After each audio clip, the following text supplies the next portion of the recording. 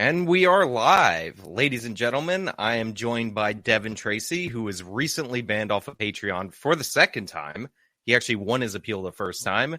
And we're going to talk about it, along with a bunch of other things. But overall, how you doing, Devin? Oh my God, Sean. What has happened to the world? Thank you for having me on. You are correct. Patreon has done it again. I got that dreaded email from a woman. It had to be a woman. I don't know. And I speculate her hair is blue.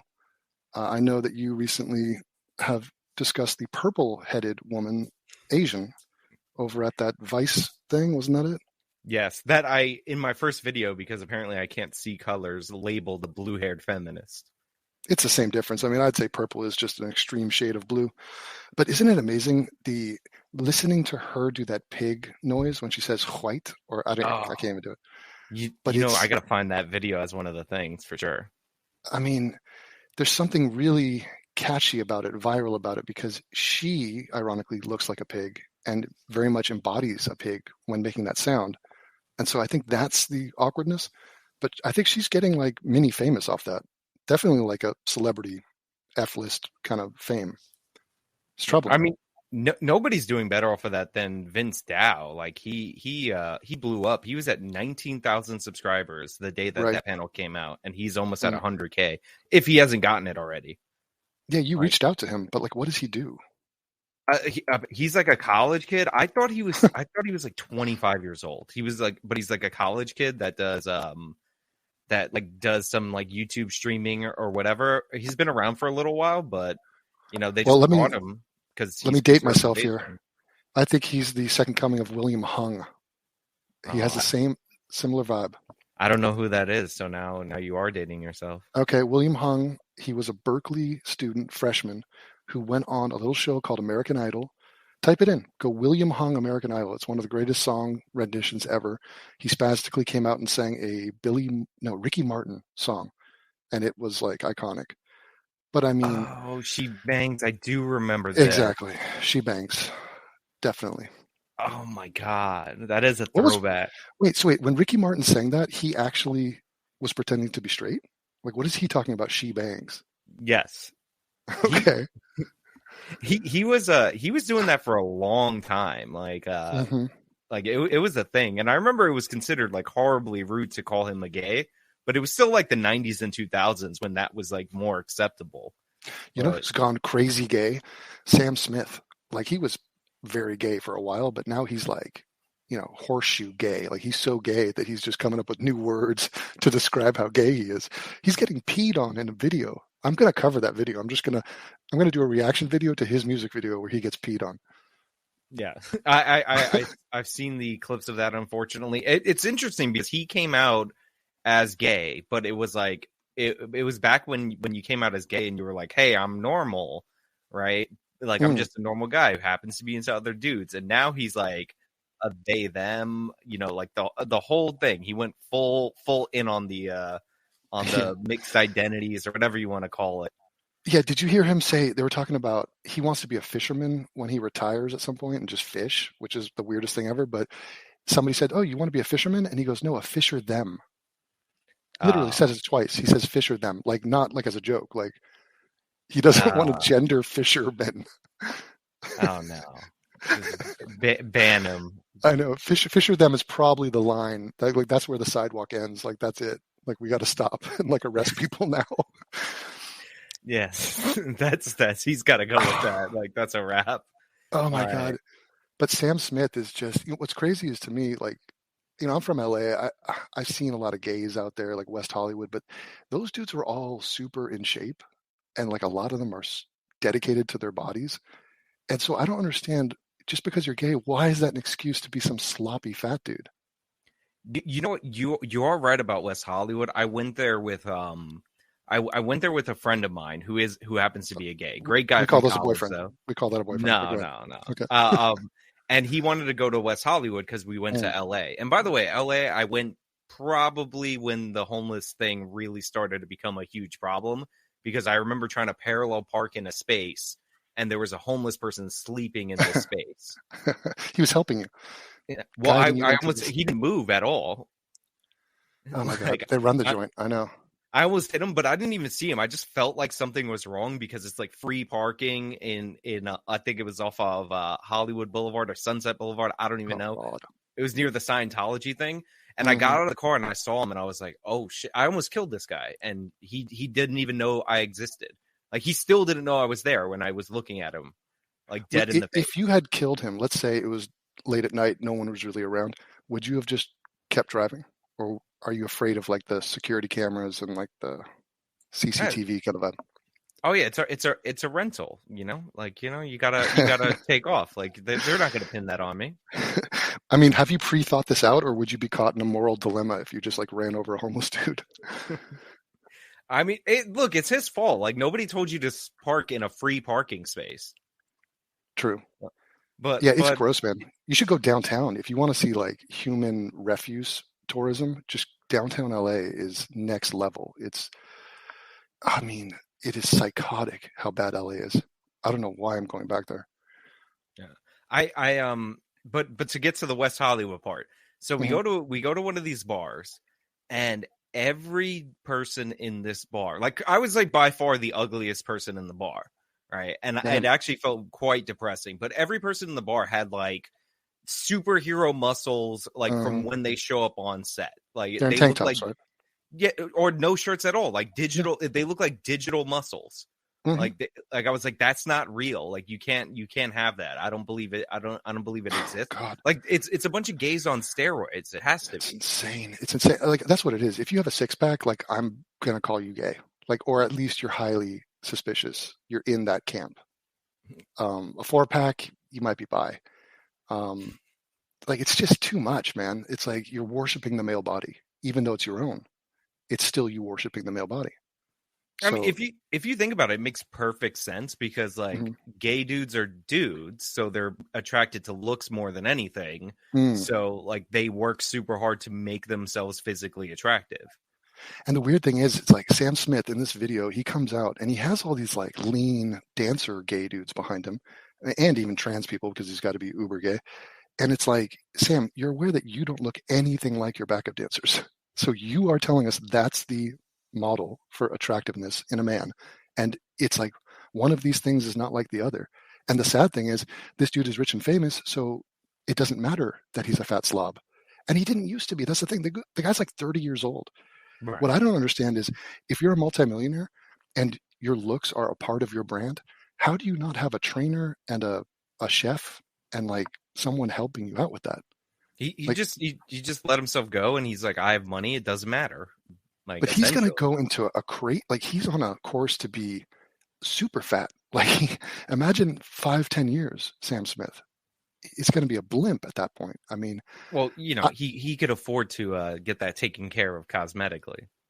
right. He has fuck you money, but he's just eating it. He's just like, fuck you and your, I mean, because I think he thinks he's like a voluptuous woman from the, what was that period of art, like the Renaissance or whenever, where they were just all about those fat, curvy women. That's how he's Right. dressing now. It's like, Sam, what are we doing here? I, You're I got somebody named Blake L who's saying AIU, how to watch your videos the best way. the best way. Okay, so yeah, back to my bitching. Patreon are scumbags. I've been with them for 10 years. I had 1,000 patrons. I used to have more, but of course, Corona and, people, I don't know, life happens. But they got rid of me. So now I've switched over to Subscribestar. And so there are two ways to see me. One, you could see me with Gavin McInnes and everyone over at censored.tv, which is, it's kind of like a bastion of misfits and banned human beings who have collected over there. But censored.tv, and if you go there, you use the coupon code AIU, that gets you a discount. That helps me get some money. Either that or you go to subscribestar.com/atheism. And Subscribestar, I don't even heard from them. Not once have I gotten an email or anything from them. Like they've been good. They've been good to me. They've been good to Sargon. Remember Sargon?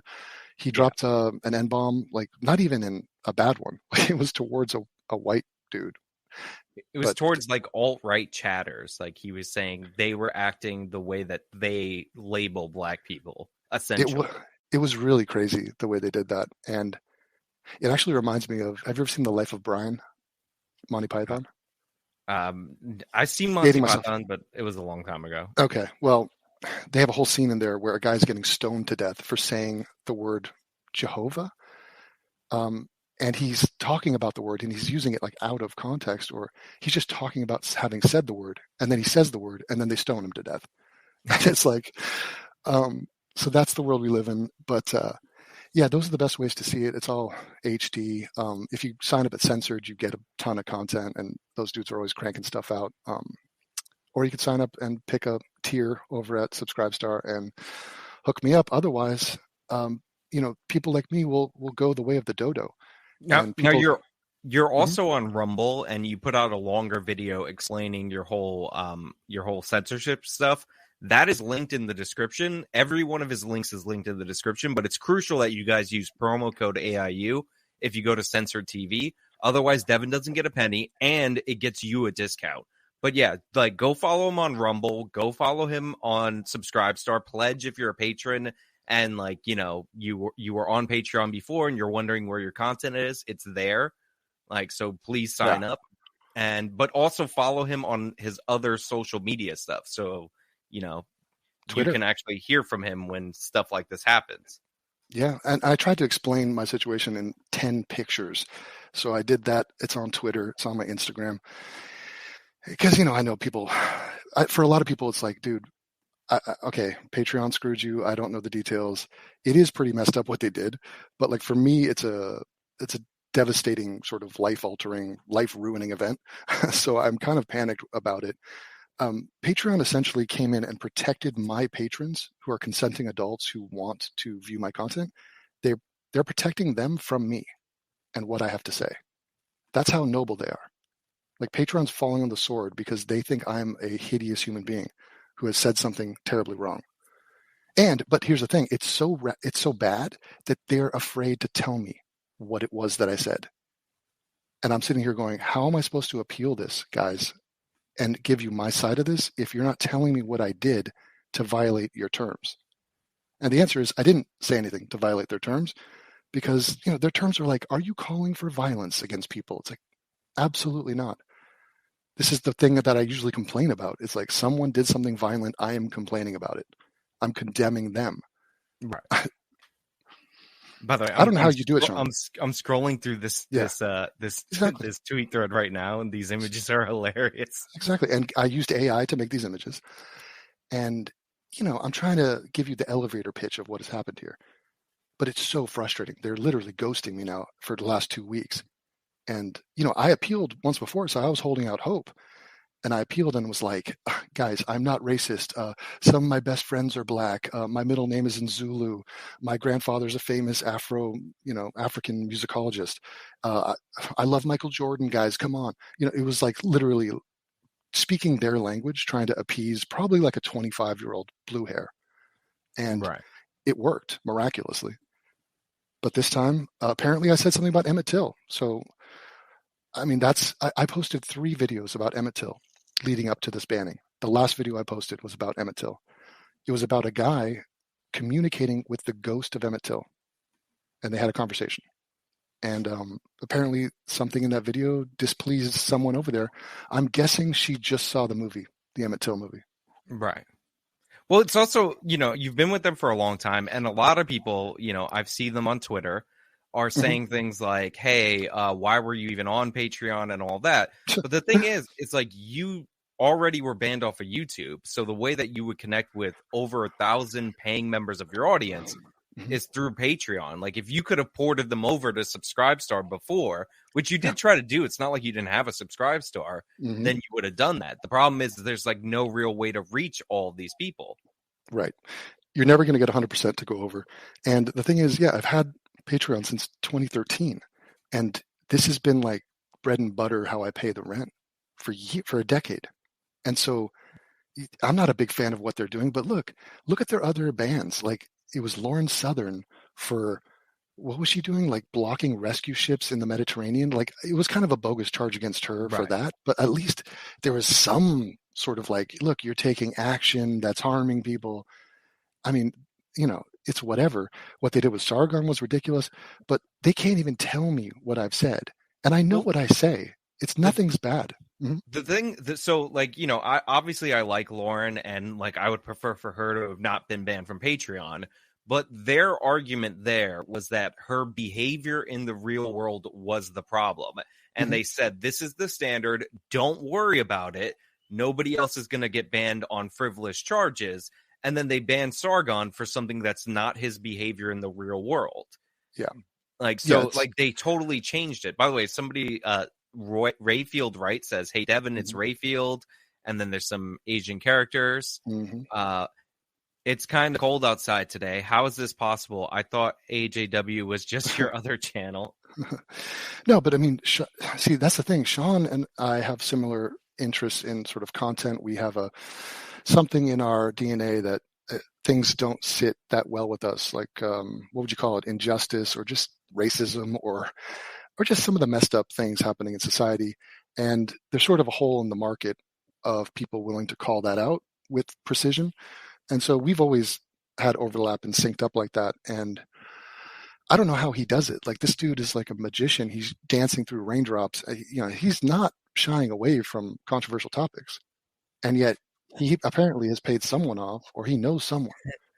I think YouTube, if you don't call people names, which I try to avoid, then you can get away with talking about a lot. And like, you also have to be really specific when you speak. Yeah. Well, I am. That's the thing. Like, I'm challenging them. The reason Patreon will not tell me why they think I violated the hate speech is because they know they have no case. I guarantee you. And if they were to say it's this line from this video, it would be so laughable that I'd march it up to like Tim Pool or Steven Crowder and be like, guys, can you please call these MFers out on this? This is how ridiculous they are. Because they have no right. And Jack Conte is like, look, this is a sobering responsibility. The authority to take away someone's income, like, we never want to get between creators and their audience. Like, that's the whole reason we're here, is to give you a voice as a creator and to empower you. Oh, and also to control your ability to speak and earn a living. We'll just snatch that away at any moment. Right. So it's insane. By the way, somebody's saying, as a longtime subscriber and follower of yours, I'm talking about a long time ago when you used to actually talk about religion. No matter where you go, your loyal fans will follow you. Love you, no homo. No homo. So that's a beautiful thing. Yeah, and what's crazy is there's guys like that out there, and it's so cool, and it's weird. Like, I'll get emails of like, I listened to you through high school, and it's like, and now they're, married with kids or whatever. And it's great. It's just, it's hard to communicate with those guys because they're like this lost tribe of Israelites who are just like spread out, and I don't have a big following, social media or anything. So that's where the cancel culture comes in. They take your money, they take your platform. And so now what am I doing? Posting a video to Rumble that gets 100 views? It's just the Rumble thing is really strange because I mirrored a Rumble and all of that, and I'm not against Rumble, but the monetization that people who are getting paid on Rumble are explaining versus like what I'm actually seeing on the back end, and I'm sure you see this too. It's just not aligned. Like, I hear people saying Rumble pays more than YouTube. And then I go to my Rumble and I've earned less than $1 since I've been mirroring all of my videos, like 800 plus videos. Yeah. Oh, I've been getting screwed out of that stuff forever. Like, I have a music video channel called Tracy Remix. It has, millions of views. I haven't seen a cent from that. Now, that's because I don't have the copyright on anything. But like, I made a video that has almost 4 million views, and I haven't seen a dime. Not that I was expecting it. That's not why I made the thing, but it's just, I don't know. It's ridiculous. There's a trick that you can do, apparently, where if you claim a copyright against your own video, then you would split the revenue with the person. Oh, really? If that makes sense. Like, so if you were like, this is like something, if basically when let's say you use 2 different music videos, right, from 2 different music companies, they would both claim your video and they would try to claim the revenue and they would split it. So if you filed the claim on yourself, then you would get half the revenue that's being paid to this like music company. Well, I have not seen ad revenue since the adpocalypse, so I've given up on that. And not to mention I got banned from YouTube. It's funny, you're talking about you got to be careful about calling someone a name. Actually, when I first got over to censored, within the first month or so, Gavin sent me a thing and was like, "What's up with this hook nose comment you put in your title?" And he goes, "Somebody at censored is a little bit worried that we're using the phrase hook nose to describe someone, and they were wanting to make sure I wasn't talking about Jews, I think." And I Right. was like, "No, it's just Anna Kasparian, who's like an Armenian atheist, and she happened to have a hook nose." But people are sensitive. It's like, is that okay? Can I call someone a hook nose? I mean, how many people do you think that have seen your videos think that Anna Kasparian is Jewish and like you call her hook nose because of that?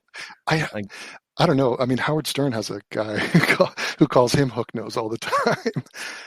What was his name? He's a guy. He's part of the Whack Pack. He calls in all the time. Um, but no, that's just in good fun. It's like, didn't you talk about the fat brown buffalo? Do you have a clip on that? oh yeah, I have that. I'm gonna pull that up in a Okay. second. But somebody says Jed Lee actually says Censor TV is worth it. Yeah. The app is clean and easy. At first, I only watch AIU. Now I watch GOML every day. Is that Gavin show? Yeah. That's Get Off My Lawn.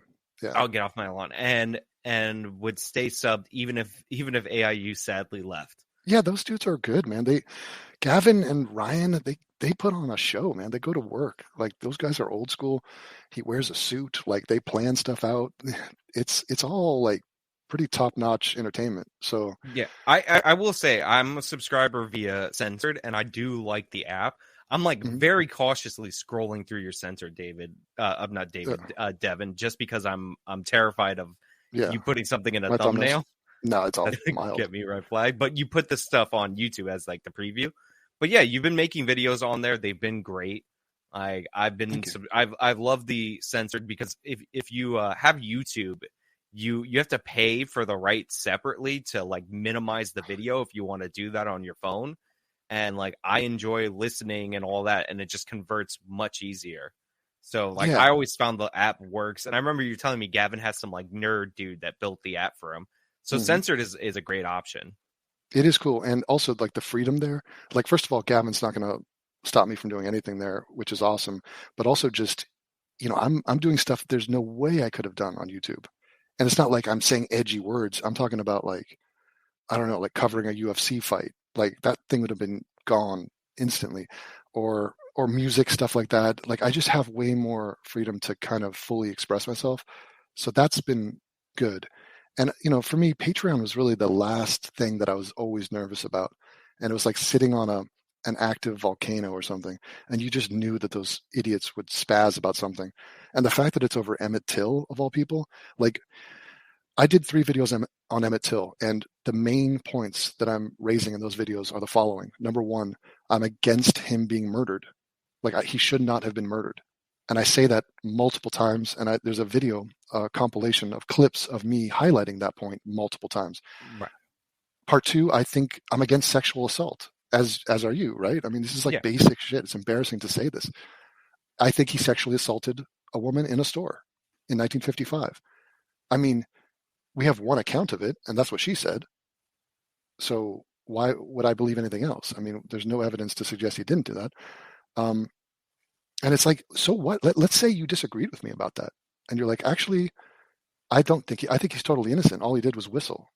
Yeah, well, that's how the story like typically goes, where they'll say, "Oh, he was just like walking by and he whistled at this Right. woman and all that." But it was never really even in dispute, like for the longest time that did happen. Oh yeah, he The did whole whistle. point was that this wasn't justified. Well, the murder wasn't justified, but what happened in the store gets overlooked. And if you watch the scene, and I did a video on this, the scene in the recent Emmett Till movie, in all the Emmett Till movies, there's like 4 others that came before this. They all lie about what happened in the store to a ridiculous degree.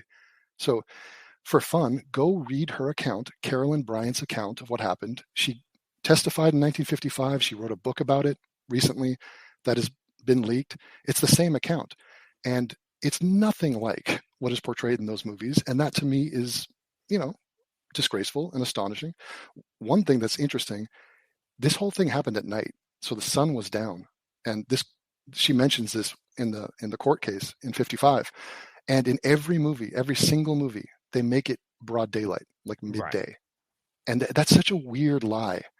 to do. It's such an easy thing to not get wrong, but they do get it wrong because, in broad daylight, you're just going to pull a gun on some guy because he whistled at you. It's like, that's not what happened. But Well, that will get Anna to say "in broad daylight" over and over again. Emmett Till crossed state lines to get from Chicago to where did he go? Mississippi. Yeah, several state lines. So somebody was saying that you should come back to YouTube a little bit. Like, now you are not back on YouTube, but there is this channel that's very interesting that I put up on screen, and it's also linked in the description, called The Pouch. Oh yeah, some guy runs that. I don't know. Yeah, I would recommend that channel. Just saying. Yeah, all my teasers go there, and oh god, I mean, that channel has 2 strikes. It's ridiculous. It's ridiculous. Yeah. I can't win, dude. I can't win. So, but back to my point about Emmett Till, like, if you think that he's innocent of the sexual assault, and I don't, is that hate speech? Hey, we have a disagreement about what happened in a store in 1955. Like, what are we talking about here? So I don't even know who I'm supposed to hate in an Emmett Till video. Right. And so that's why I have a morbid curiosity as to what they think is hate speech out of everything I've said over 10 years. Yeah, it's just whatever they're in the mood for. Or, you posted a video, somebody reported it, they said something about how this was unfair to Emmett Till. Like, there might be somebody who's even paying to follow you on all these things. Yep. So, like, that happens. Like, I have accounts that will follow me, and I'll notice them on anytime I have a new paid subscription service.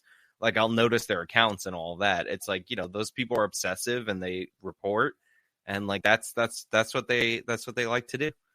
But Sean, isn't it crazy? Like, even the phrase hate speech, doesn't that give you the heebie-jeebies? Like, it's so cliche at this point that, like, how are we even doing this unironically? Like, we're still talking about the freaking concept of hate speech. And if you read what they describe it as, their definition, it's like all of it sails over my head in terms of, I don't do any of that.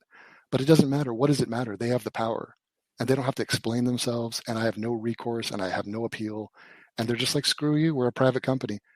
And by the way, thanks for your 10 years of service, creating thousands of videos that you posted for us and all the money you made for us. Goodbye. It's just, again, it's rough because you end up having, like, built up on, because Patreon's the original one. People don't know this, but you actually get the better rate, like the founders rate, if you came in early, like you and I both did. And you want people to move over to Subscribestar. Like, I love the fact that Subscribestar doesn't censor or anything like that. But on the back end, Subscribestar is not as good. It's not as, like, useful. Like, that's one of the reasons why I did the website, so I could have something that's more, interactive with people. Yeah, it's not as popular either. It doesn't have the brand recognition, which is the trust that Patreon has. And so that's why it's a shame. And look, I have their emails. That's true. And I sent out a mass email to all my patrons. And out of the 1,000, 50 came to Subscribestar. So just so you guys know, like, why this is, like, not some easily fixable situation, you have to sell 1,000 people again, which is not easy to do. Which is one of the reasons why I'm telling people, go to the link in the description. Sell it, Sean. Sell it. Yeah. Subscribestar.com/atheism. Thank you. You can find his content there. You can also go to censored.tv, use promo code AIU, and you can go there. But, like that's where you would go to see his content. Now, I do want to play this video, though. Please. This TYT video. Now, I'm not going to play the whole thing, but I want to give you the setup for it because I actually think the story is hilarious. I love it. So there's an art exhibit at a university, and it depicts, like, it's anti-Iranian abuse against women, and, like, specifically what people want to go after them for is the fact that they're, like, disparaging the Iranian culture. But the exhibit is about, like, how they force women to wear, like, the hijab, or like, I believe it's the hijab in Iran. So these college kids protest the exhibits because they're like, oh, well, because the windows are glass, it's non-consensual viewing of this art. So the solution that the university came up with was that they put up curtains to cover up this exhibit, aka a hijab. Oh, nice. A burqa for the art exhibit. Yeah, a burqa for the anti-forced burqa art exhibit. So, like, My God. I thought that was hilarious on its own. But then somebody on Twitter mentioned, and this is how I discovered it, that you get a little mention in here Oh, really? from Jank, not by name, of course, but I just thought it would be funny. He's going to reset the same thing he gets wrong every time. Yes. Can you hear it? Guys, look, I'm on the left, and I'm from a Muslim background, and have I experienced discrimination because of that? You have no idea. The art exhibit wouldn't register, first of all. So one of my nicknames online is Fat Brown Buffalo, okay, given to me by the right wing. Wait a minute. Okay, so first of all, what kind of discrimination did he face? He's had a charmed existence. He's a multimillionaire, and he has the longest running show that has never gotten a strike on YouTube, even though he's inspired a fan of his to kill 4 cops. I mean, where's the discrimination against this guy? People can't pronounce his name? Oh, okay, Devin. What you don't get is that after he was a multi-millionaire, million subscribers on YouTube, there was a guy with a kangaroo avatar who came up with this nickname, Fat Brown Buffalo. And that's discrimination. What's crazy is, like, it's not even a mystery. Like, this is how bad at journalisming these people are. It's very obvious that I came up with Fat Brown Buffalo, which is not like some great thing, but it's weirdly it stuck. And it's like, I'm not on the right wing. So, like, maybe you could make the case compared to them. Oh, I'm very far right compared to them, but everyone is far right compared to them. That's the whole point. But it's like, he goes, one of my nicknames online is Fat Brown Buffalo. No, that's the nickname. What other nicknames do you have? That's the first thing that comes to his mind. And I love how he's going to gloss over the fat part. He will say, look, fat. Okay, I get that. But the brown. Oh, yeah. He's going to explain it. I got to play Jank. Please. Here's the reset. Okay. Because I'm brown, and that's by definition bad, right? They hate that I was Muslim. I'm now an atheist. Other people hate that, right? And the right wing hates me for being Muslim, and whether I'm atheist or not, it doesn't matter.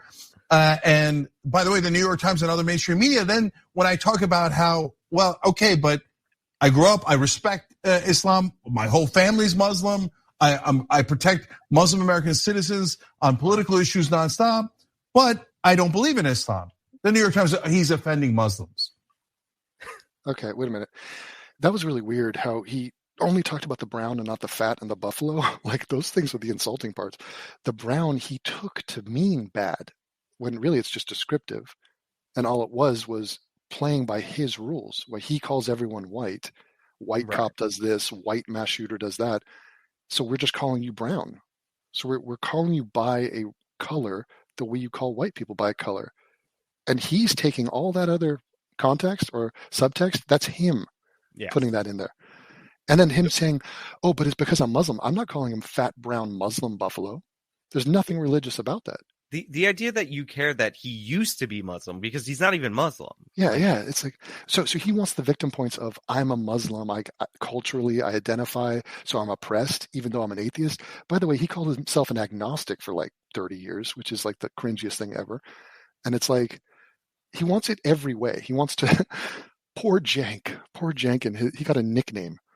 My God. It's like innocent and fun. It's like a Disney nickname. He's upset. So it's that he's Fat Brown Buffalo. Like, that's the nickname that you gave him. I'm not saying that. I would never say anything like that. No, I'm very respectful. But so he says that's from the right wing. But even the second half of that statement is just as ridiculous, where he says the New York Times attacks him for saying that his family's Muslim, but he doesn't believe in Islam. When has that ever happened? No one cares, dude. Literally no one cares about that. But like, why lie that I'm part of the right wing? It's so lazy that he lumps me in with just his enemies.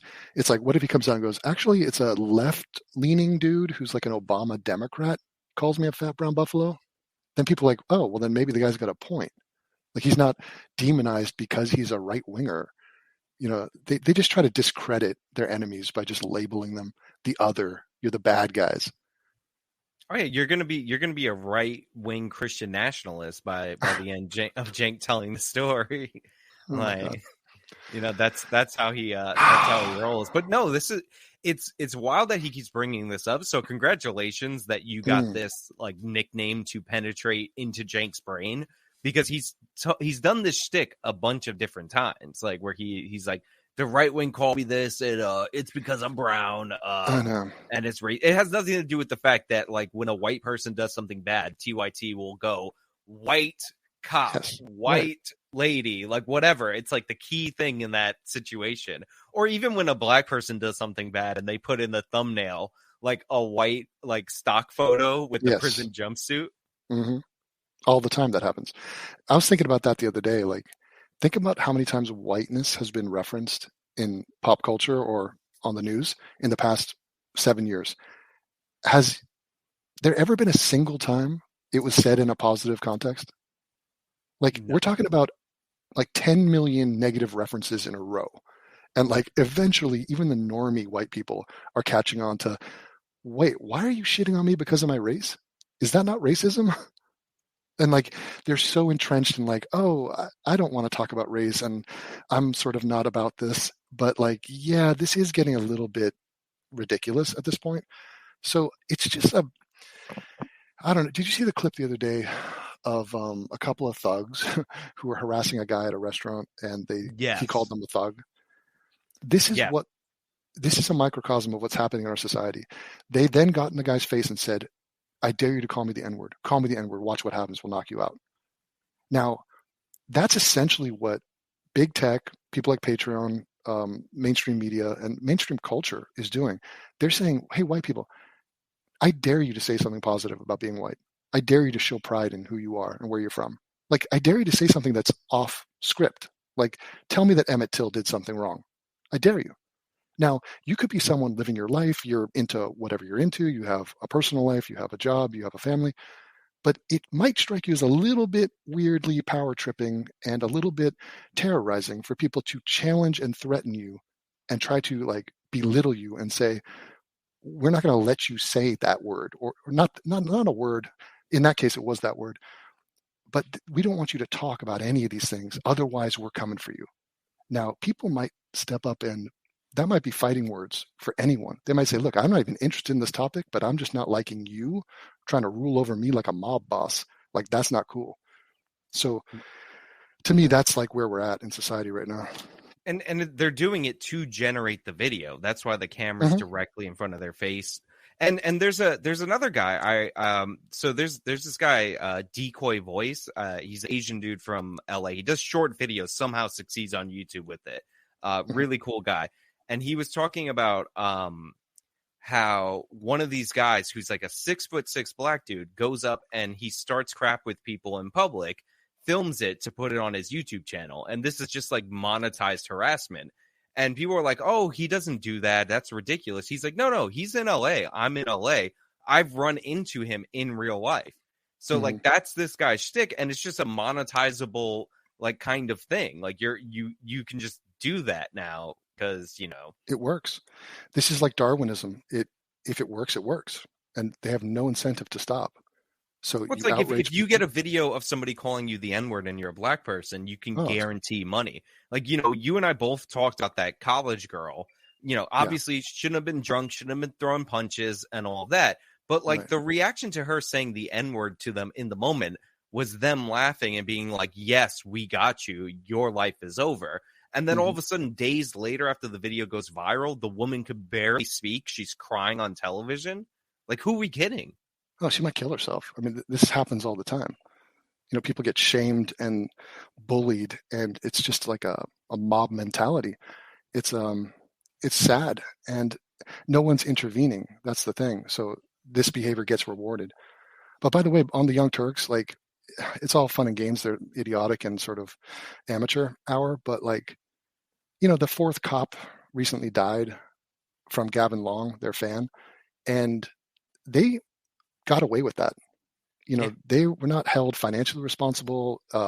They have never commented on it publicly that they're a fan. They inspire, and they do anti-cop videos all the time. My next video is reacting to an anti-cop video they did. And that sickens me. And so I'm going to be doing more videos about Gavin Long because, you know, if I get booted off of every platform, this to me is important, that Right. someone avenges those 4 cops who died because of the inanity of Jimmy Dore, Cenk Uygur, Anna Kasparian. Like, that's not a joke. That's not like fat brown buffalo, isn't it fun? Are these people fat and hook-nosed? They killed people. Right. So that, like, just to be serious for 1 second, I'm coming for them for that, and I want the families to sue them for that civilly. Right. I do remember, and that guy was in like they called it like a living death where he could barely move, Yeah. and his like young wife had to take care of him Yep. like 24/7. Like, it was a horrible situation. He was like that for years. Yeah, he was shot in the brain. Couldn't walk, couldn't talk. And it was directly and long for people who are like, oh well, him just being a fan, whatever. Right. He like, liked for the those of you who page. don't know, he would do reaction videos to the Young Turks in stories, by the way, where they would make up like non-facts about the cases. So like a woman got slammed by a cop and they're just like, oh, it was probably a black woman. It wasn't, but Gavin Long saw it. And when he was asked by Jimmy Dore, like, what is he going to do? Like, or what would you do? Because this is a question that Jimmy posed. If you saw somebody beating on a woman, like a black woman, it cuts to Gavin Long and he's like, I'm going to fight back. And Jimmy's like, I would get a tire iron. So they were like encouraging this. And he went off and did that. Well, it's even worse than that, Sean. Jimmy Dore set it up. He says, when do you fight back? When do you push back with resistance and violence? And then he says, I would get a tire iron. And then Gavin Long cuts. I mean, he was a YouTuber, guys. He's doing reaction videos to the Young Turks anti-cop shit. And he's like, oh, good idea, Jimmy. I'll fight back too, and I'll kill 4 of them. Yeah, he said, I wouldn't, like, I'm not going to be the one. He's like, you're not the real ones. I'm the real one. Don't worry about, like, you know. It was very sketchy, but the fact that he was mirroring videos that were just provably false, that a completely irresponsible speculation on top of everything else was also like, you know, it's just horrible. Now, Red Pill Fight Club says he streams on Rumble and features both of our content often. Red Pill Fight Club is the name. Red Pill's many with the thorough takes Sean gives and the I can't read. Nice. Eternally on point snark from Devin. So that's somebody who's streaming your stuff. So he's more successful on Rumble than both of us. He will be hearing from my lawyers, and I will be copywriting all of the content he is currently streaming. Somebody's asking which website is superior, Odyssey or Rumble. So I think Rumble is the one that's going to be more successful because they're starting to pay some people, and like, the secret is if you offer money, talent will show up. Like, you know, that's why YouTube beat like Vimeo. What, you're calling us whores? It's not even that. It's just like, you know, like if you had a choice to work 2 places, one where they pay you nothing and the other one where they pay you anything, like, you're going to choose the one where they pay you. Well, look, a lot of these competitor sites have always been rinky dink. It's always like, oh, you should come over here. It's this and that. And it's like, there's always something. There's a bug. The quality's crap. The interface sucks. Something. See, but the thing is, I like Odyssey. I like everything on Odyssey in terms of quality, interface, and all that. And technically, they've paid me more than Rumble. They've paid me at least $1.50 2 months in a row. Cha-ching. Yeah, there was a great site called VidMe, I believe, and they were doing so well that they got way too many views and they couldn't hack the bandwidth. And they're like, we are deleting the website. Like, sorry, guys, we did too well. We can't afford it. Oh, so Devin, I think this is a response to you, maybe. You do realize white women caught in interracial acts often claimed rape and exaggerated what happened past and present. So saying Emmett Till is, the sentence is breaking up, someone pretty suspect. So basically, you know, Emmett Till doing this, sexually assaulting someone is pretty suspect given the times and the era. Yeah, this is just retardation. I mean, that's just saying a blanket statement. The South was racist, so anything that happened in the 1950s in the South is got to be the white people's fault because racism. That's garbage. It's also like, one, she wasn't consenting to being she wasn't consenting to anything in the middle of the night in a store. Like, that wasn't happening. 2, Emmett's friends said they dared him to go in and like hit on this woman. So like he grabbed her and then he said something vulgar to her. Like, this isn't exactly, you know, this isn't the exact thing that you would consent to. It's not even a hard stretch to imagine him doing this. This is not like a tall tale. This is like a very easy to believe scenario. The guy's 14. And it's not like a rape or it's like it's a sexual assault, but it's like a comparatively minor on the scale. And also the premise of white women lie and exaggerate all the time. What are you talking about? What about all the times they are assaulted and sexually attacked? Are we factoring those in? And then what is her incentive to lie here? So if you say that, if you ask an open-ended question to a person with a brain that wrote that comment, they would say, oh, well, it's racism, Devin. She just randomly decided to be racist to this guy. Meanwhile, she runs and operates a store. This is a young mother, 21 years old, has a couple kids, a husband. She runs a convenience store in the deep South, surrounded by a bunch of plantations. It caters to black people. She's surrounded by black people all day, every day. But all of a sudden, she pulled a gun on one of them and has this very detailed story that has been consistent for the past 60 years.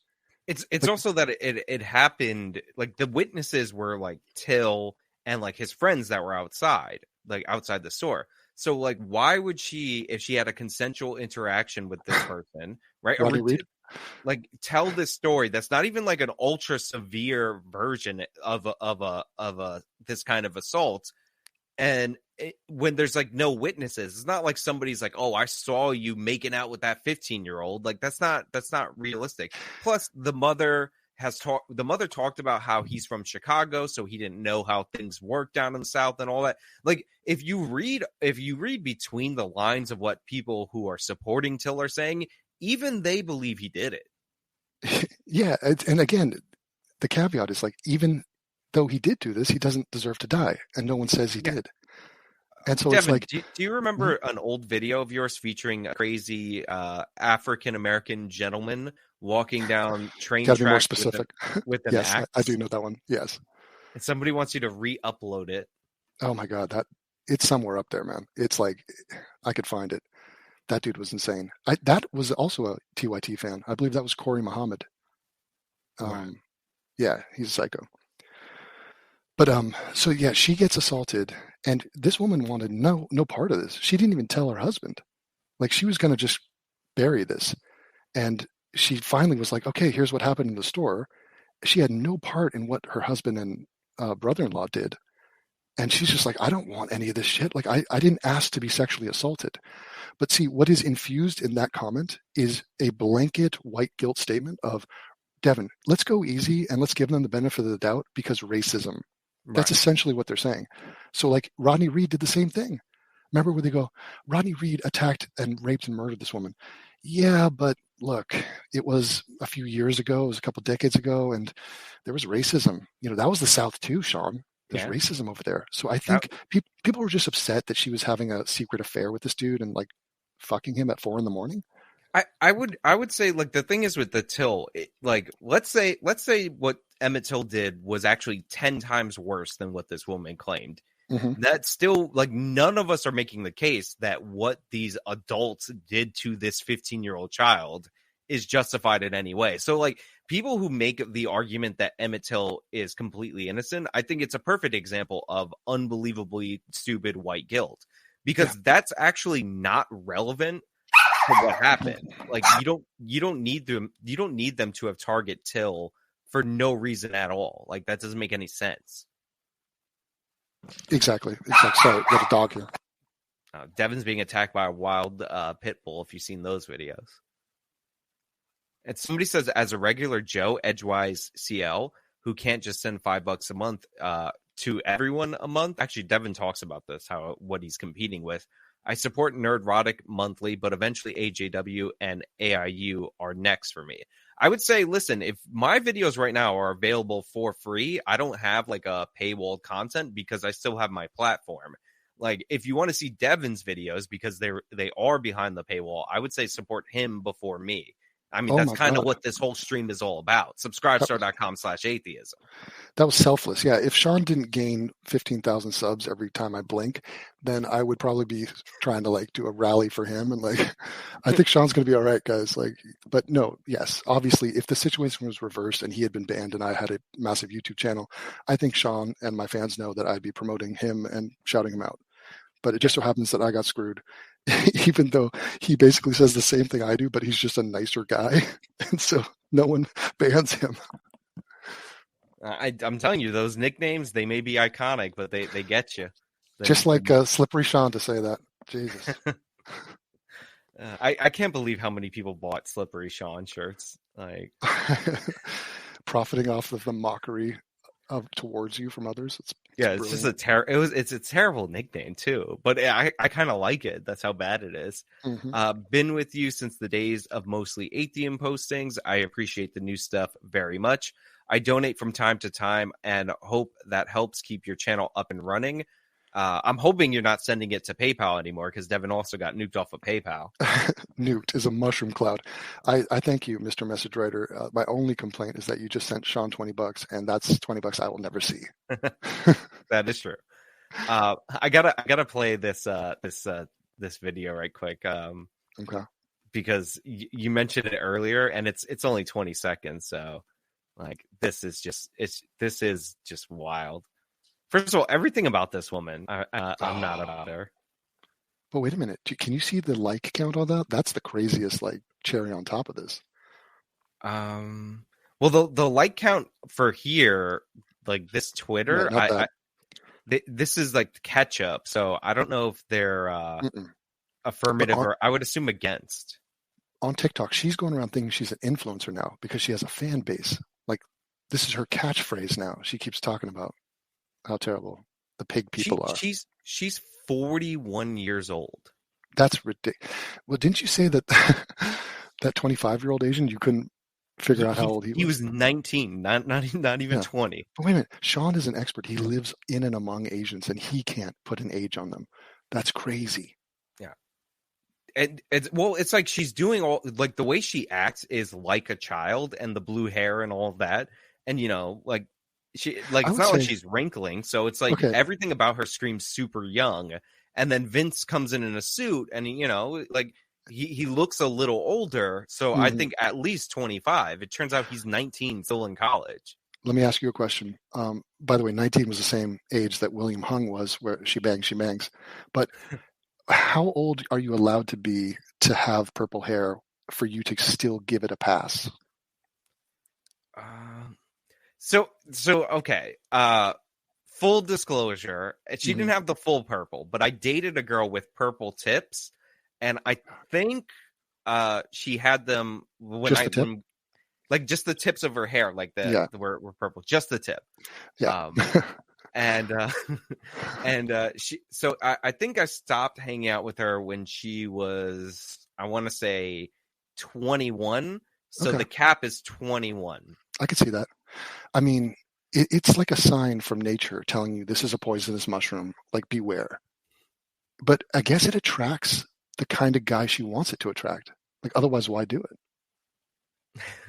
Well, maybe she's lesbian. Well, it's supposed to be like a rebellion. So like the thing is about like, this is the benefits of living in an Asian neighborhood. So like the classic Asian rebellion is to dye your hair blonde.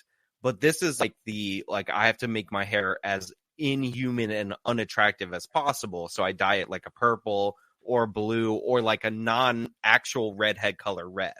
So like, Sean, this is peacocking. This is what this phenomenon is known as, and it's thirsty. It's desperate for attention. It was funny that Sam Smith video from before with the pea. Earlier in the video, he comes out and he's literally wearing a peacock.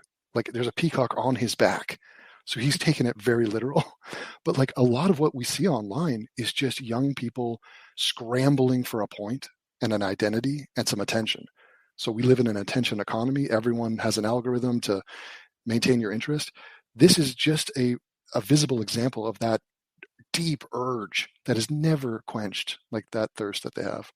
It's cringe to watch.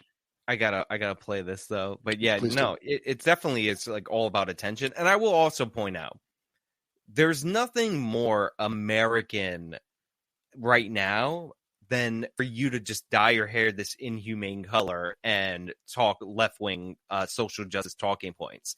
So this was like the most anti-assimilation girl. Like, I got news for you. Nobody's doing this in Korea. When you say doing this, you mean having sex with us? Well, yeah. Well, that too. But apparently she has 2 kids, so somebody is. But like nobody's doing this in Korea, where they're dyeing their hair like this and talking about like saving black people from the history of slavery. But I gotta play this video. Okay. And this is what happens when you learn history written by white people who paint themselves as white saviors. I mean, come on. I mean, already. But she's trying to say that we didn't help Korea, and she's talking about a unified Korea.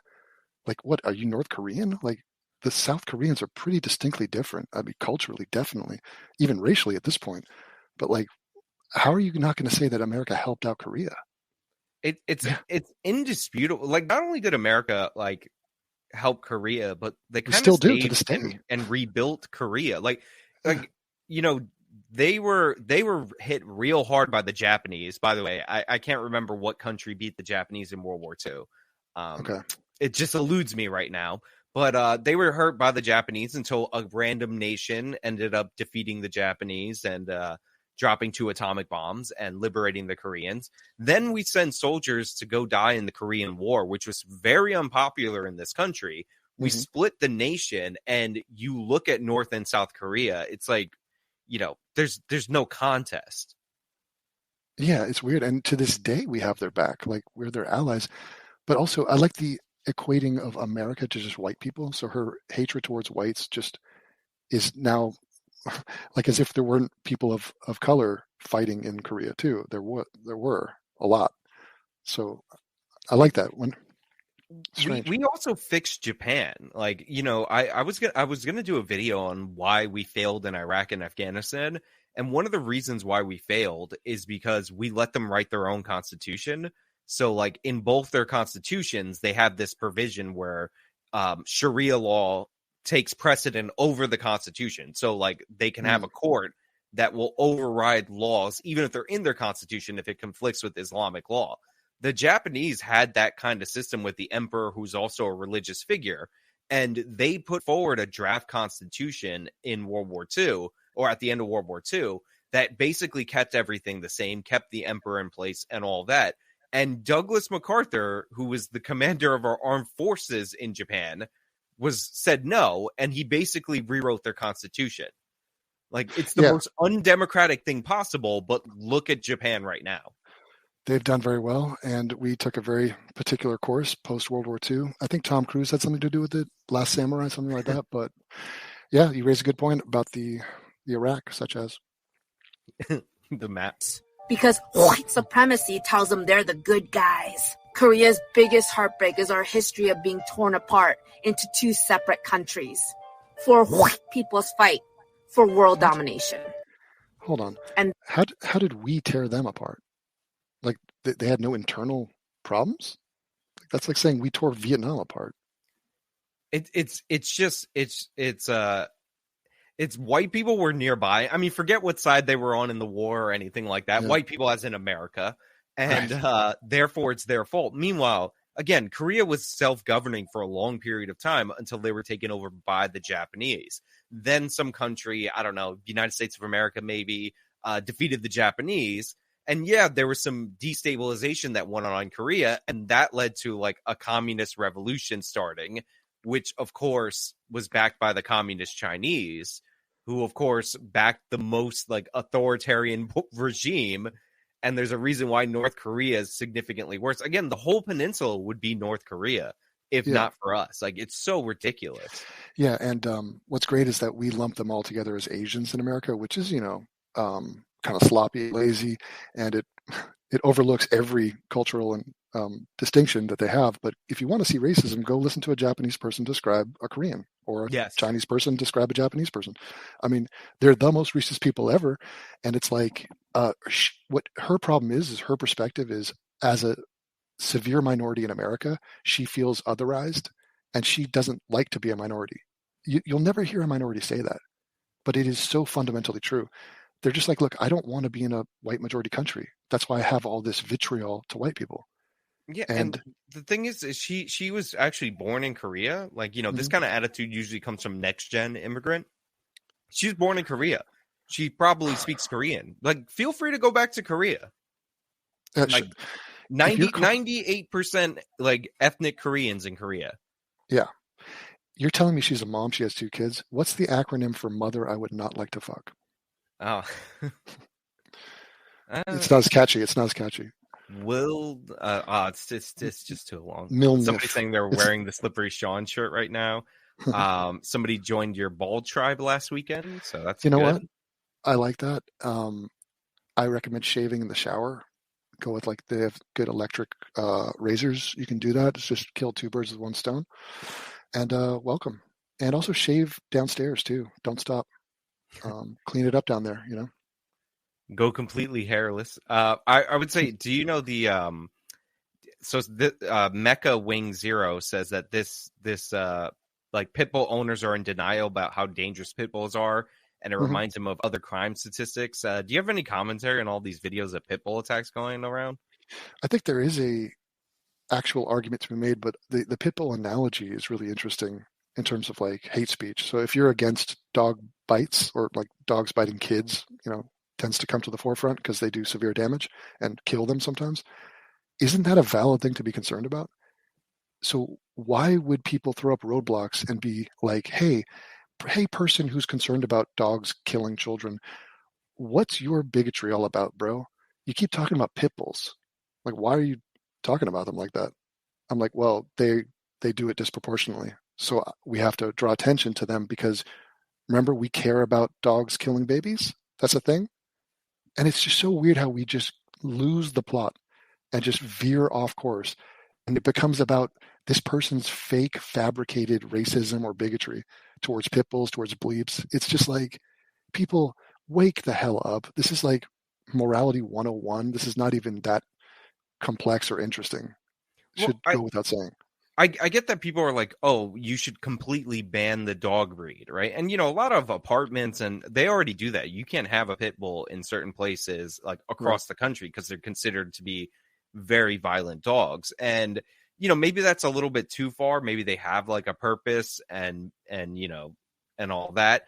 But fundamentally, I'm not going to get mad at somebody who sees a bunch of pit bull attacks and are like, hey, we should stop breeding these dogs, which were bred to be violent because they're violent. And to me, I care so much more about children than a dog breed that people think looks nice. That's true. There was an interesting proposition brought up recently. I was going to do a video about it. I want to get your thoughts on it. Matt Walsh came up with this idea of the death penalty for drug dealers. And it was this controversial thing. It's kind of Old Testament vibe to it. He's really kind of letting his true nature fly here. But his argument was drug dealers kill people. So why is it so morally normal for us to say, hey, a guy murdered someone. Okay, well, put him to death or send him to jail forever. And why then are we so hesitant if a drug dealer is if he's, we're not talking pot, if he's dishing out, it's an easy case to make that he has killed human lives. Right. So why would the death penalty for that be such a repulsive idea to most people? I'm guessing it's the intent and the Singaporean model, which is what he was referencing, is actually it's broader than people think. I remember there was an Australian guy, and he did bring a good amount of drugs into Singapore, and they sentenced him to death, and the Australian government could not save him. So they executed an Australian national in their country. So it is serious. If somebody asks you to bring something to Singapore, do not do it, because you're not being a citizen of there. It's not going to help you. But I don't know. It's Walsh was using that as an example for why they don't have the litter that we have in the United States on the streets, the homeless people and all that. And I would say Singapore has a bunch of other mechanisms that you might want to take or leave before you just embrace this one thing. So I'm not sure how I feel about the I'm probably going to be against it in most cases. Yeah, it's just an interesting concept, because at first when you hear that, you're like, wow, that's a radical severe thing. But then if you actually think about it, there's a point. Of course, the death penalty, you can easily argue, is going too easy on people, and life in prison is a far more suitable punishment, although it costs us way more. But yeah, it's interesting to get into a good old fashioned debate about something that is actually morally nuanced like that. I mean, the Filipino president, I don't know if he's still the president, Duterte, he got elected because he partially said, if you're in the Philippines and you want to kill a drug dealer, then I'm going to empower you as a citizen to do that. So he was like, skip the death penalty. Like, you can just do it. Hey, did you hear about this mass shooting in Lansing? Is that the one in Michigan? Yeah, Michigan. So this guy, apparently he had been caught with an illegal gun in 2019. He was supposed to do 5 years. He got a year probation.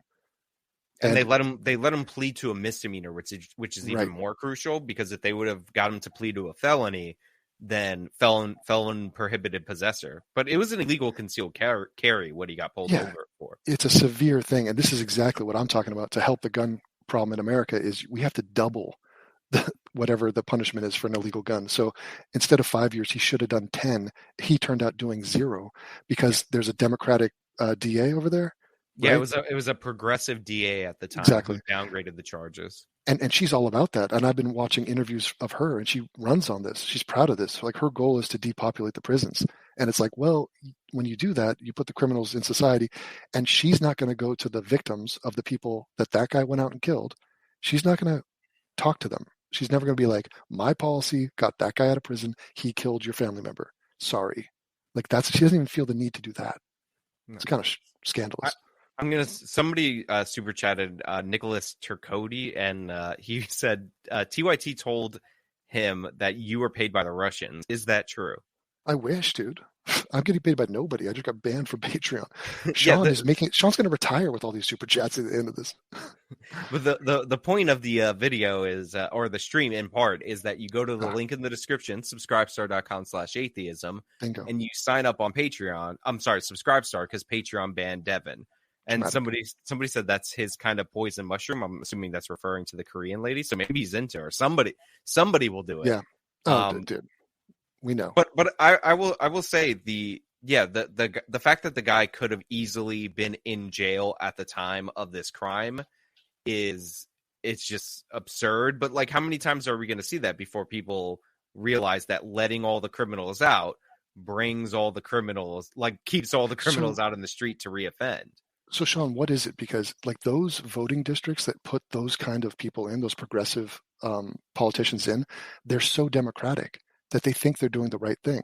They don't realize that the people that they're putting in have terrible policies, and it's going to haunt them. It's going to come back to like revisit them. So what is the challenge? You got to turn Democrats into like not being Democrats, because, you know, they're voting on racial lines half the time, and it's just like the cycle continues and nothing changes. Well, we have to stigmatize like criminals. Like, it's very important that we have like high social costs for criminals, because like the criminal justice system, like the deterrence of punishment is like the lowest form of deterrence, because when most people commit crimes, they don't think they're going to get caught. So like, if they don't feel like they're going to get caught, then like the fear of consequences in that way doesn't work. But if you make it so like criminals are reviled instead of revered, then that has social consequences. You know what's crazy? The way to build a bridge here, it might come through people like Anna Kasparian, who's like, look, crime, homelessness, I don't care about left-right sportsmanship anymore. Like all that culture war nonsense. Like, crime is crime, people. You know, we have to deal with this, and like, let's not turn this into a political talking point issue. Like, it's crazy at this point. All it took for her was to be assaulted by a homeless person. Yeah, he like what?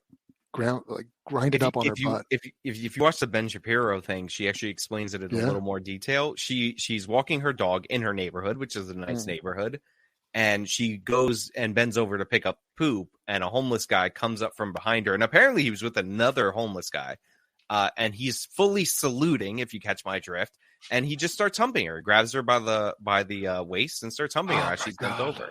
So wow. And it was actually like really emotional, and like Anna's Ben Shapiro interview is ridiculous in a lot of ways, where she's like, I'm not trying to demonize, I'm trying to communicate. But like that moment where she's explaining this, and she's like, yeah, I'm terrified twice a day when I have to walk my dog. Like, you know, and that's her flip, by the way. That's her, like, something happened to her, and then she realized, oh wait, maybe all these policies are kind of stupid. Yeah, I guess it does kind of take that as like a wake-up call, where people just stop giving a shit, and they're like, look, we are a one-issue voter. Get the goddamn homeless up out of this area, or like the crime reaches a critical mass where it's like, whoever's going to deal with this, we're voting for you. Like, I think that's a better way to approach it, though, like problem-based, solution-based. At least on the local level, like there's like a lot of New York has always been a super democratic place, New York City specifically, but they elected Republican mayors 5 times in a row in New York City because they wanted the crime to be done with, and they weren't going to basically go on the suicide pact that Philadelphia, Baltimore, New Orleans are on, where they just keep electing the same party over and over and over again, expecting a different result. Like, by the way, somebody says, "Hey, Devin, I appreciate everything you do. Recently, my cousin married a Boer dude from rural South Africa. His stories from home reminded me about your takes on the South African farm murders. Any more videos on the subject?" Yeah, I'd like to revisit South Africa. I'm actually working on a series about a neighboring country to South Africa, which is Namibia. And it's about the Germans 100 years ago. They went down there, and it was the first genocide of the 20th century. And it was interesting how it all went down and who's to blame and what happened. Of course, it's very easy and tempting to say, F the Germans, it's the Germans' fault, and they're not without guilt, of course, but they didn't do it for no reason. And I go into it, and it's an interesting story. I'm tapping back into my historian self. History's kind of cool sometimes. We're gonna go over that South Africa video from Pazovic. So you can hear about his take on what's going on with their like infrastructure collapse. Well, if you want to see something crazy, okay, go ahead. Carolyn Bryant recently came out and said she lied about the original story. What do you think about that, Devin? Oh my God! See, it's comments like that like now I'm gonna have to do a video on that. So the short version of that is no, she didn't. She didn't lie. Carolyn Bryant from Emmett Till. Yes, that is completely made up, and the guy who propagated that lie that she recanted, he is a best-selling author and has a ton of money because he spread that lie. Carolyn Bryant says she didn't recant. Carolyn Bryant's daughter, who was there at that meeting, says she didn't recant, and she put out a statement in her book or biography that exactly matches up to her testimony from 55. So all of the key components are there, and the fat little monster that is spreading that lie did it for self-interest. Yeah. And it's and that's the thing that's led to people demanding prosecution. But I actually mentioned this in a video where it's like, look, this isn't like, again, nobody's saying it's justified, anything like that. Like, I hate that you have to give that caveat, but apparently Devin got banned off of Patreon because he didn't caveat that 800 times. He only did it 799. But even if you read the quote, like what he's actually saying she recanted was like testimony that helped her husband get out. So like maybe she lied about his whereabouts or something at trial. So even that, like his initial statement got twisted and escalated. She's never changed her story about what Emmett Till did to her. Exactly. And just think of this. Think of the pressure, like the amount of energy in the air of people wanting her to be a liar. Oh, wouldn't it be great if she's just this evil racist who on her deathbed is like, you know what, I made the whole thing up. Like, we're just totally racist. I mean, the need for that, the want for that is why that story got traction. And why, if you personally right now were to research that, it would take you an hour to get to the truth about it, because it would be so many lies about her. Oh, she recanted and all that. You'd have to sift through that and realize who's publishing those lies and what they're benefiting, like what's their point, their agenda and all that. And they raise money off of it. They'll say, give us money and we'll lobby the government to charge her with murder, because like the other guys got double jeopardy, but she was never charged. No statute of limitations on murder. Whoopi Goldberg wants to put her on trial. Yeah. She's sitting there doing interviews talking about they're doxing her. She's living at a senior center. She's like 125 years old. She has like blood cancer. She's dying. And they still want to like punish this woman. This is the bloodlust. And this is all symbolic, but that's a real woman. And think of that. She's the victim of a sexual assault from like, half a century ago. And she's taking shit as she's dying for no reason. She told her husband what happened to her. And then her husband and a bunch of other people, by the way, who weren't all white. But Sean, begrudgingly, she didn't want to tell her husband because she was worried about what he would do. Yeah. But they killed this kid, and then it becomes the most famous instance of this kind of situation. and like her whole life is about this, and now they're trying to like frame her as somebody who lied about Emmett Till, when again, this was not like, this is like a modern invention that Emmett Till didn't do anything. Like this is not a thing that was alleged at the time, because like I guess weirdly people had better morals back then, because at the time people were like, oh, this is horrible what they did to this kid, I don't care what he did. But for some reason, people need him to be like innocent. You need to clear Emmett Till's name for some reason. Sean, it gets way worse than that. So first of all, when I say she begrudgingly told her husband found out from other people what had happened there, and then confronted his wife and said, tell me what happened there. And, this is like 1950s. This is like, you tell your husband. So she was forced to then give the details. And then she has been taking shit ever since. But the need to make Emmett Till innocent has spread to his father. His father, who 10 years prior raped and killed 3 white women. He raped 2 of them, killed a 3rd. So, and he was executed by the U.S. military in 1944. And so, like, but they come out and say he's innocent.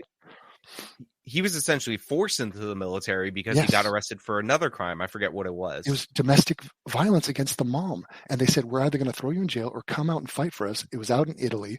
And they're coming out saying Emmett Till's father is innocent of those multiple rapes and murder out in Italy for no reason other than he has to be innocent because Emmett Till has to be innocent. It's like the father and the son. It's religion.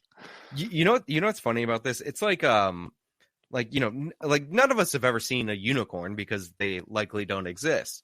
But like, imagine if I found a unicorn and I showed it to you, Devin, like, you're visiting New York at some point in time. And I'm like, look, here's a unicorn. And you're like, you know what? I'm not impressed by that. Like, I would be more impressed if there were 2 unicorns here. But like, one is just totally irrelevant. So like, the Emmett Till case is already this like fantabulous, violent case where like a child was killed and like these guys got off, and the kid was visiting from Chicago and his mother did the thing with the funeral and all of these things that made this case like so like, far beyond like the individual murder that took place. But people are like, no, but I also want Emmett Till to be innocent from that. Like, they want that extra. They already got a unicorn case. They want a double unicorn. But the thing is, once it's been established that you can lie and you're fine lying, then go wild. You might as well lie. Like, nothing can stop you. And by the way, if unicorns did exist, Vosh would probably want to suck their horns. True. By the way, we got the super chat from Dan Campbell. It says, watching Devin's Patreon has banned video now. How frustrating is it not knowing specifically what you're fighting for, or like what you're fighting? I mean, obviously, you know what's really going on. Patreon thinks they have plausible deniability. So it's basically like, how frustrating is it to be banned and be told to appeal, but then, Well, Sean, it's like, you've been in courtrooms. Imagine walking into a courtroom and they go, we are the prosecution and we are also the judge and we find you guilty. And I say, of what? They go, assault, aggravated assault. And they go, okay, we rest our case. The prosecution rests. You're guilty. Do you want to offer a defense? And I go, I didn't assault anyone. What is your proof? What is your evidence I did? They go, don't worry about it. We know you did. Your defense is over. We find you guilty. That's exactly what has happened. And these people have the nerve to talk about an appeal. An appeal to what? They don't have the balls to tell me what I said because they know it's going to be ridiculous. It's not going to survive the light of day or any scrutiny. It's with their own policy. We were talking about this earlier. It's basically locked up abroad where what you call it, there's like a case. I think it was like in the Middle East somewhere, or maybe it was in India, where this guy's telling his story and he's like, oh, my lawyer showed up when I was in jail. And I was like, cool, what's going to be our defense? And he was like, you got 10 years. And the guy's like, what do you mean you got 10 years? He's like, oh, I'm your lawyer, but in this country, we come over and we tell you you're guilty. Somebody says they subscribe for $20 to your Subscribe Star. That's great. Thank you. And Dylan is saying that Carolyn Bryant rescinded her original story about Emmett Till incident. It was in all mainstream media publications. What do you think about this now that the mainstream media is running with it on Black victimhood? I mean, we did talk about this. It's not real. I mean, this is a reset, right? So, but it's interesting that it's that powerful. So, like, these are smart people. These are people in Sean's audience who completely bought into the fact that she recanted that story. And think about that. That's power. Now, it's you have a machine of people. Just think objectively, how many people have a vested interest in Carolyn Bryant rescinding that story? Millions. How many people are fighting for the truth of the matter that she didn't recant? Carolyn Bryant, she's 145 years old. Okay? It's like the Red Woman. Remember the Red Woman from Game of Thrones when she takes off the necklace? That's her. That's Carolyn Bryant. She has her daughter, who's like a private mother, who's like, whatever, a MILF. Who cares? Those people are not, they don't have money behind them. They don't have a platform. They're not going to fight this. It's the same thing with Adnan Syed and the Serial Podcast versus Hay Midley's brother. or Paul Howell and his family versus Justice for Julius and Kim Kardashian. This is David and Goliath nonsense, and it even seeps into the brains of smart people in Sean's audience. They actually believe this. Well, it was widely repeated, but you also have to think about it like this, like for years and years, she's maintained her story. Then this obviously financially motivated, like huge, I'm a civil rights guy, talks to her, and 3 people were in on the conversation, and he's the only one who got the takeaway. Supposedly, if we even believe that he genuinely believes this, that she rescinded her thing, even though like his quote is super weak on its own. Like if you go find it, it's like again, it's like she testified at the trial, which was the trial of her husband, not the trial of Emmett Till. So it's like maybe she was lying about something in the trial, like again, where her husband was or whatever. Sean, he recorded the conversation, but he didn't turn the recorder on for this part, for this juicy part. And in his notes, he wrote down that part wasn't true. Without any context, just that part wasn't true. And then that became the whole thing wasn't true. And meanwhile, Carolyn Bryant and her daughter are like, what are you talking about? This did not happen. And by the way, that conversation, he waited 9 years before publishing the book and telling people that she had recanted.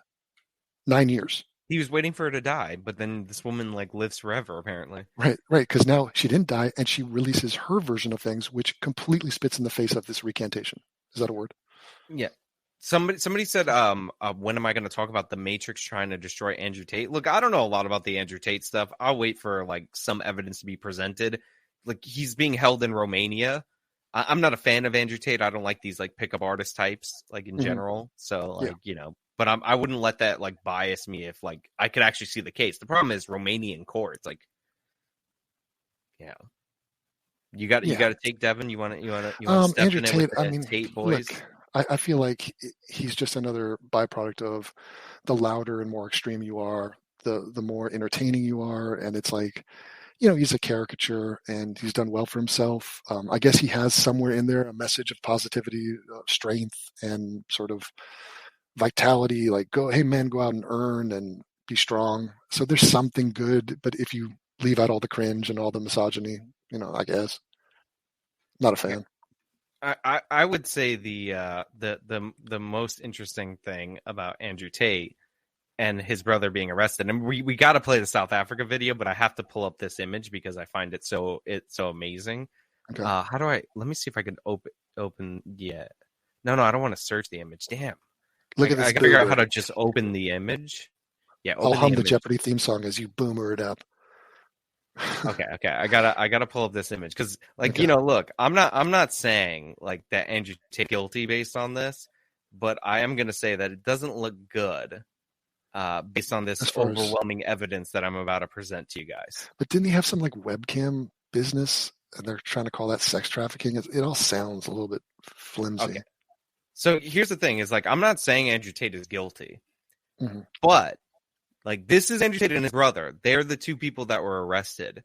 Does his brother not look like the guy that Tom Cruise fights before he fights the villain?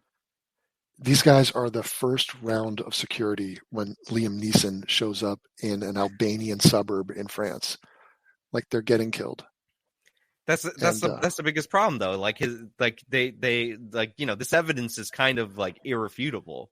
And the whole leather jacket vibe, I don't know. I know you have a leather jacket, so I don't want to front on that. But I mean, it reminds me of like a 45-year-old woman going out to a club and wearing the tight leather pants. Like, I'm sexy, aren't I? It's like, not really. No. All right, let me get this South Africa thing up, and then I'll Okay. scan for people sending in questions and whatnot. But remember, Oh, the God. goal of today is for you to go to subscribestar.com/atheism and subscribe to Mr. Devin Well, Tracy's yeah. Subscribe Star if you're a former patron, and for him to get his message out. And also, we have censored.tv promo code AIU. Right. I mean, assuming there's any money left in the universe, since it's all gone to Sean with his grifting ways and these super chats. All right, so I have this thing. It's a segment from Jack Pazovic. Pazovic. Nice. He's aware of your content. He's a good guy. I heard you guys talking about me once. Yeah, it's awesome. Yeah, he's gotten onto the innocence fraud stuff as well. Beautiful. Like, I'll give him credit. He actually found, I knew he would be good to like talk to him about Julius Jones, because he was like independently going after the Rodney Reed story, which is interesting because before we started talking, we were both independently doing Rodney Reed stuff. I know. And then conservatives were siding with Rodney Reed for a weird reason. I have no idea why. Yeah, Ted Cruz, a bunch of them. Not great. Yeah. Festive season have been sending out images that attest to what experts have been saying, that South Africa's infrastructure is crumbling. So you've got an example behind me. Let's look at the state of infrastructure tonight then. A report from the South African Institution of Civil Engineering published late last year suggests that the entire public infrastructural system in South Africa has collapsed or is in danger of collapsing. In its report card, it gave infrastructure a D, which is the lowest rating since the report was first published in 2006. An investigation by the Department of Public Works and Infrastructure also suggests that the country's road networks are in a mess. South Africa. Okay. Yeah. Pause. The whole time I was looking for the spaceship in the background from District 9, which, I mean, her attire was so conservative by American standards and definitely by Latin American standards. I mean, she looked like the most conservatively dressed woman in the history of time with that green top. It's like very asexual. But that was my lizard brain thinking about that. But what was she talking about? Oh, yeah, South Africa. Yeah, it's a disaster, but guess who's going to get blamed for it? Apartheid. Watch. Yeah, I mean, Jack's not going to blame them, but yeah, it is crazy because South Africa, you know, not making any commentary about their society, but was clearly among the most advanced and beautiful places in Africa, and it's completely falling apart. And I have the president of South Africa in my thumbnail because he's like totally bungled this, and Jack has his own reason why. And I think it's important that people know about this because unfortunately we're taking up the South Africa path. That the country's road networks are in a mess.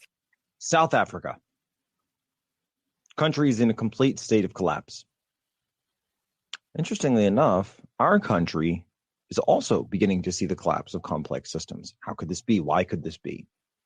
Well, let's go back and find out what happened with South Africa. South Africa used to have what was referred to as an apartheid government. That government came apart. The African National Congress took power. They did away with so-called apartheid, and Nelson Mandela took power. What did Nelson Mandela and the African National Congress, his party, decide to do? Is it weird that I could totally see why they picked Morgan Freeman to play Nelson Mandela? Like from well, he's good at a lot of stuff, but yeah. Did he do well in that? What was that? The Matt Damon movie? I forgot what it was. I forgot what it's called. I don't even know if I saw it, but like, you know, look, they were gonna make Morgan Freeman play this guy no matter what. Like, even if he looked like Sam Jackson's cousin, like they were gonna get Morgan Freeman because it's Morgan Freeman. But like, totally believable right here. Am I right? Agreed. 100%. Decide to do. Well, I found a CNN article, and I got to say, I pushed our staff today really hard. I held them over. I said, we need to find the article. We found. Doesn't Jack come across as, he looks like a high school bully. He looks like, he has like a Biff vibe from Back to the Future. Like, could you see this guy grabbing you and like pushing you into the locker? I could see it. Jack's a pretty tall guy too. Is he? Okay. Yeah, military guy. Yeah, I can see it. He's a nice guy, but he probably was a bully back in the day. And the haircut, yeah, he's got that vibe. Found it. CNN 1998. South Africa tries affirmative action, racial quota plan to become law. Yeah. South Africa's version of affirmative action, a plan as controversial here as it is in the United States, could soon become law in the black majority country. The employment equity measure, boy, that phraseology sounds familiar, doesn't it? Employment equity. Well, it turns out that here in the United States, this phrase that we hear over and over and over, equity, equity, equity, is not domestic at all. It's not indigenous to the shores of North America. It actually comes to us by way of South Africa. And here's, of course, CNN's reporting in 1998. South Africa's economy is still carved up between a few giant conglomerates, mainly controlled by whites. But 4 years after historic all-race elections, black-owned firms are making gains. Here we go. To push that transition into the white-owned ranks and make up for the wrongs of the apartheid era, President Nelson Mandela's government backs a plan in which black South Africans, quote, would need to constitute 69% of the workforce at all levels from the top down. Mm-hmm.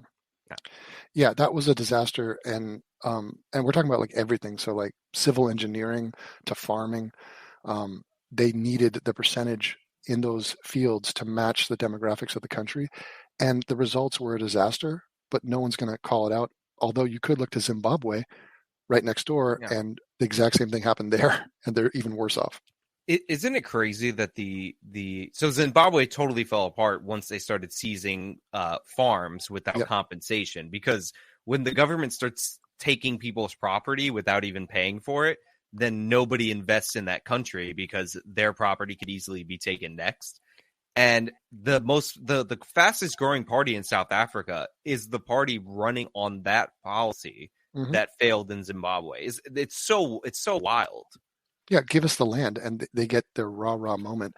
They seize all this land, and then they can't farm it, and then they're just way more ineffective at it, and it's a disaster. I mean, to the point where the Zulu, the king of the Zulus, came out and was like, "Please don't take the white farmers. Don't do that, because we want to eat," is basically what they said. And so it's not as black-white an issue, but definitely the party you're talking about, those dudes are thirsty for blood, and they want that land. Yeah. They don't care about the outcome. Yeah, but it's just wild. Like, you need it, and they want it in every industry. We don't see that anywhere in the world where you have this percentage of the population representing identically this percentage of any industry ever. It does not happen naturally. You would have to force it. It wasn't even like we should have a policy where we improve the station of black South Africans. It's like, no, we need everything to be 69% hilarious number and 31% white. Like, crazy. Well, his aversion to the word equity is justified. Equity is like a really scandalous idea, and it's indefensible. Recently, Joy Reid talked about it. I did a video about it where she looked at the Grammys and was like, I thought the Grammys were great because it really showed diversity, inclusion, and equity. And then she went on to describe how much fun she had watching it and all the different acts she saw and how great it was. She listed off 93% black artists. Yeah. And at the end of that, she's like, yeah, that's the equity. Wait, you're 12% of the country. You just said the Grammys, you're hyped about 93% of the people that you mentioned are all black. This is not diversity or inclusion. That's the game that they play. So if blacks are quote unquote underrepresented, then you have to raise the number of black people to minimum be their percentage of the population. But if blacks are overrepresented in anything, well, you have to take that into account with the historical context of them being underrepresented. There's like never it's just always on the one side. Like, it's always on the anti-white side. Yeah, or if they are overrepresented, that's just merit. That's just a meritocracy. You know, what are we going to do? Like Denzel, Will Smith, Morgan Freeman, they all had good roles that year, I guess. Yeah. Oh, for sure. And so somebody says the big lie is that the American government is the good guys. In the past, the American government could have been the good guys, but they chose not to be. I mean, I don't know if that's from back when we were talking about the Korean War. I don't know how you look at Korea and how amazing South Korea is and not think that that's one of the good things America did. Look, mistakes were made. If you want to sit there and criticize America over the past 100 years, I mean, yeah, there's some stuff to talk about, but like it's a little bit easier said than done to be a world superpower. So yeah, there's no real winning in a lot of these situations. It's also we don't have a peek into the view of the alternative. So like, Well, we do. The Watchmen, the movie The Watchmen gives us that peak. Let me see if there's anything else in this segment before. Okay.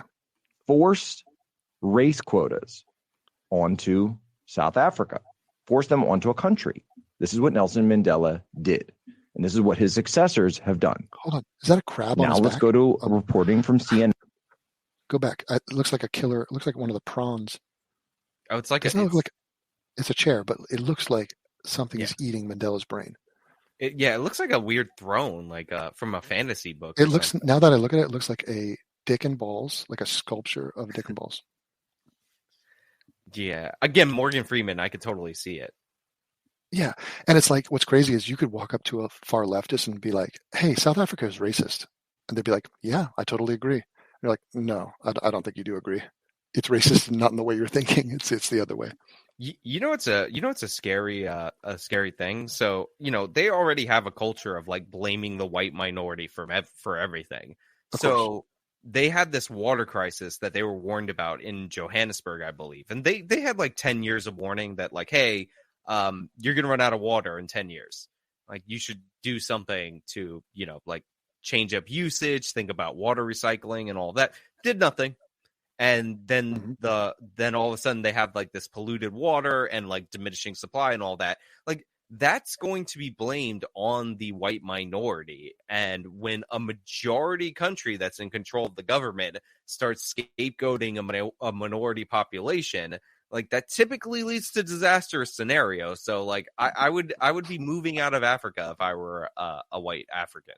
Yeah, I mean it was the predecessor when it comes to an insight into the power of racial guilt and just race itself. South Africa was always a warning sign, but people were more than happy to condemn whatever it was. Like it's a distant place. Let's just say that's evil and bad. And there are parts of it that definitely deserve criticism. But I mean, Africans get a pass in a way that is eerie to me. Like I'm going to do a story on open defecation. Go type in open defecation Africa and have fun down that rabbit hole. Yeah, I won't be searching that on the stream, but yeah, Okay. I've seen that. I've seen it in India. I've seen it in India, and then they get the water from like this big tube, and the tube like rolls around on the floor as it's being passed from bucket to bucket, and it's like, and like they have like the British guy, because anybody who makes a documentary, like 85% chance they're British, and he's like, this is contaminating all the water. It's like, well, why did you tell him to stop? I know, but I mean, we're talking shit. There's probably a lot of open defecation in America now, like Portland, San Francisco. I mean, it's like LA. Oh, for sure. Well, Yeah. that's even worse because you actually have a major metropolitan area and, a complicated sewage system. And it's just, just letting that happen. By the way, somebody says my grandfather, base druid, my grandfather took out commies in North Korea, and the lack of gratitude is astounding. To be clear, Koreans overall love the United States of America. Do you remember when they gave that Korean director all those Oscars? Yep. Do you remember everybody else's speeches at the Oscars, except for Joaquin Phoenix, who was like veganism or whatever? Like they were all anti-American and like, oh, America's so horrible and racist. That guy was like, I'm so happy to be here. Martin Scorsese is one of my favorite filmmakers. So is Quentin Tarantino.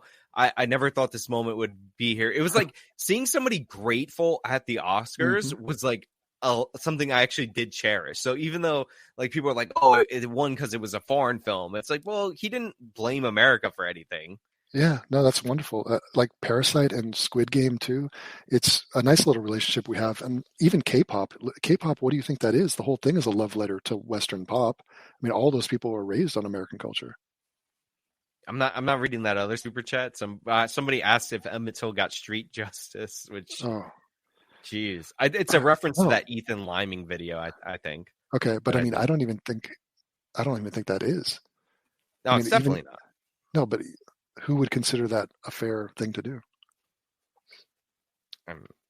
I mean, nobody. I mean, the husband at the time, and whoever else was responsible. But Well, are you talking Now about let's go to the couple of reporting from bleeps that were CNN. involved? Just for I want to play this like last little bit because Okay. he's playing something, and then we'll 4 days wrap ago. Africa. This is a report from last Friday, February 10th. South African President Cyril Ramaphosa has declared a national state of disaster in response to the country's drawn-out energy crisis, calling it, quote, an existential threat to Africa's most developed economy. Setting out the government's key objectives for the year in a State of the Nation address on Thursday, he said the crisis is an existential threat and the very social fabric of our country. Our most immediate priority is to restore energy security. They've endured power cuts for years, but in 2022 saw more than twice as many blackouts as any other year as aging coal-fired power plants broke down and the state-owned power utility Eskom struggled to find the money to buy diesel for emergency generators. Blackouts in South Africa, or load shedding, as they're known locally, have been lasting for as long as 12 hours a day. Last month, the South African funeral practitioners... I'm going to stop it there, but Okay. because he's showing a bunch of corpses. But basically, they say you have to bury your dead in 4 days because they can't guarantee that the morgue will stay cold enough. Oh my God! Why's it got to be a blackout though? Yeah, So a brownout and short. The thing is, it's like, this is the third world. Like, there are blackouts and power outages in Latin America and places in the second world. I mean, there is a massive difference. So if Jack is sitting there, is that his name, Jack? Yeah. If he's trying to compare South Africa to like a first world nation, there's a massive gap, and it's not exactly a flex to be like South Africa's not like Denmark.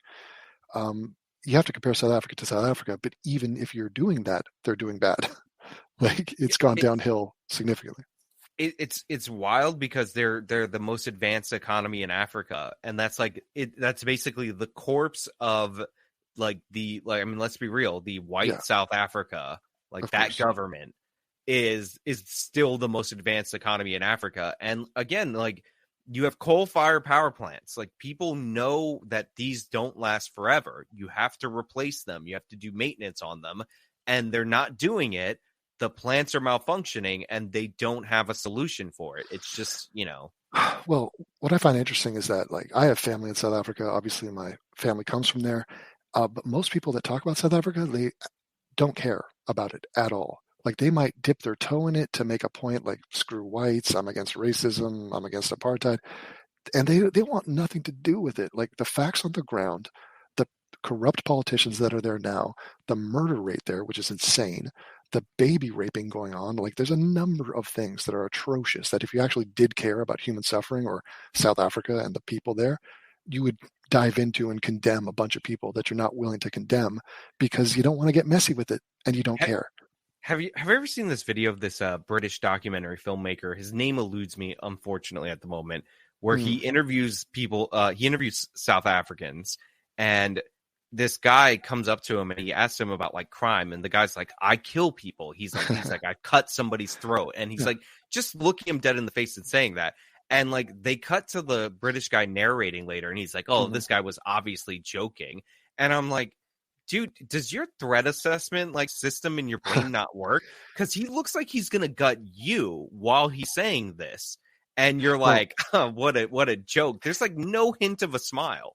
I think it might be the same guy that guy interviewed him. He's like, how many women have you raped? And he's like, 100, 200, I've lost count. And he goes, don't you think that's wrong? And he's like, no, I wanted sex, so I took it. And they go, well, what if someone did that to your mother or your sister? And he goes, well, I'd kill them. And it was just like, that's a weird one. That's out there somewhere if you want to search for it. There's an Italian documentary called like Africa Audio. It's from like the 70s. It actually weirdly gets it's the only place that had footage because they were flying over the part of Africa where this genocide was happening. They have like the only footage of this genocide because they just happened to be flying over this area where I think it was like Arabic people were just killed off en masse. And but it's very interesting from like the 70s how like the Italians were explaining Africa. It's all dubbed in English. Okay. Very, very fascinating. Somebody Yeah, said, HP Lovecraft says, by the way, the CEO of Patreon is the speeding image of a soy pod. Sometimes you have to look at somebody and you could judge the caliber of their character. True. True. Guilt on face alone is what I call it. Well, I mean, don't judge a book by its cover. Why do you think they have covers? Why do you think they invest in putting shit that looks nice on the cover? It's because we do judge books by their cover. Got a whole marketing team behind that cover to make you read the book. Yeah. Sean, you're the real Ubermensch for having AIU on to support going to Subscribestar. I mean, Devin was already on Subscribestar, and like again, definitely go over there. Link top in the description. I've been refreshing. I see some people migrating over there from time to time. So just do it. Do it. Let's see. Kurt Stabelazer says, love your content, gentlemen. Thanks for all you do. Longtime supporter of yours, Devin, on both Subscribestar and Censored.tv. Well, actually, he said Censored TV. But, you know. Well, I mean, he couldn't stick the landing, but I love the sentiment. That's so cool. Like I've never talked to that guy, and he's like, I support you, man, and I like give you my money that I take it out of my child's mouth and I give it to you, and it's like sweet. No, I'm happy. I'm happy some people are migrating over. Obviously, it doesn't help. And like, granted, like Sargon's a good guy. I've met him and all that. But when Sargon tweets and he says, you should have left Patreon for Subscribestar instead of like, hey, Devin's over on Subscribestar right now. I know. Like Tim Pool sent one out and he's like, why are people even on Patreon in the first place? And he retweets me with that sort of snark and negativity. It's like, sorry guys, I had to like make a living, and I'm not a huge fan of Patreon, just like I'm sure, I'm not a huge fan of what my bank does, like 100%, but I still need to like make a living. Well, it's like, why don't you build a complicated membership system that people will subscribe to just for your website and your content, including your Chicken City videos, Devin? Didn't Jordan Peterson say he was going to do that? And I don't think Dave Rubin actually did do locals, and that apparently has a monetization element of it. Okay. Fair but enough. It's hard. The thing is with these alternative platforms, like you have to have, and this is with any platform, because I'm on Rumble, I'm on all these things. I tell people about it, but like the fact is, like less than 1% of your people will go over there. Yeah.